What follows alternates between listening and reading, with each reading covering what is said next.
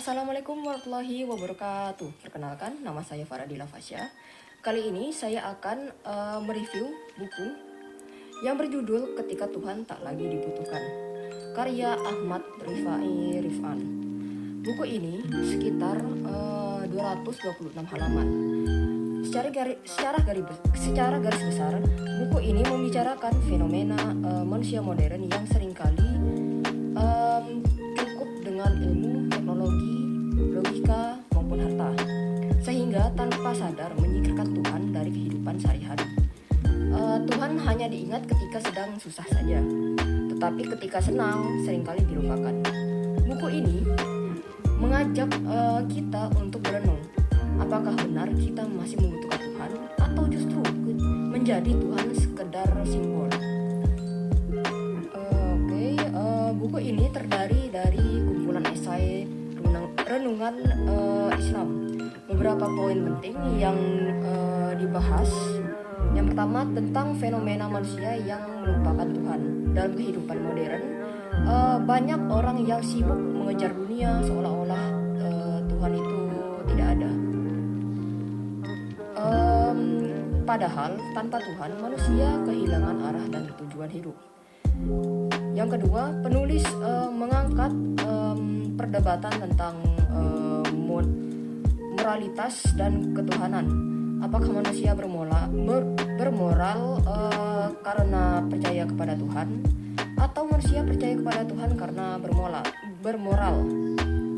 Pertanyaan ini membuat pembaca, salah satunya saya, merenungkan hubungan antara iman, akhlak, dan perilaku nyata dalam kehidupan.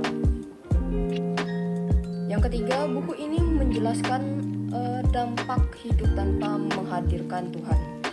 Hidup bisa menjadi hampa, penuh kebiasaan, bahkan krisis moral. Penulis menyinggung bahwa majunya teknologi dan ilmu pengetahuan tidak otomatis membuat manusia lebih baik, karena tanpa iman, moralitas tetap bisa runtuh. Yang keempat, buku ini menawarkan solusi untuk kembali menghadirkan Tuhan. Tidak hanya dalam ibadah ritual seperti sholat, puasa, tetapi juga dalam tindakan sehari-hari, kayak dalam bekerja, bersosialisasi, dan menghadapi masalah. Dengan itu, iman bukan sekedar status, tetapi benar-benar menjadi kompas hidup yang membimbing setiap langkah. Untuk pesan moral buku ini ingin disampaikan penulis adalah bahwa iman sejati harus tercermin dalam akhlak dan tindakan nyata. Menjadi orang beriman bukan hanya soal label atau identitas, tetapi bagaimana kita benar-benar menjadikan Tuhan pusat orientasi hidup. Mengingat Tuhan bukan berarti meninggalkan dunia ya. Justru dengan mengingatnya, hidup menjadi lebih bermakna, lebih terarah, dan lebih damai. Untuk kelebihan buku ini, bahasanya sederhana sih, ringan dan mudah dipahami. Cocok untuk membaca dari berbagai kalangan, termasuk anak-anak muda yang sedang mencari makna hidup. Setiap bab bisa dibaca terpisah, sehingga fleksibel dan tidak harus urut. Selain itu, banyak kutipan reflektif yang bisa menjadi pengingat dan motivasi. Untuk kekurangan buku ini, beberapa bagian terasa pengulangan tema yang sama, sehingga bisa menimbulkan kesan monoton. Buku ini lebih berupa renungan pribadi daripada analisis yang mendalam. Jadi, bagi pembaca yang mencari kajian filsafat atau teologi secara akademis, mungkin terlalu ringan gitu. Alasan saya memilih buku ini itu karena tema yang diangkat sangat universal dan relevan dalam kehidupan kita.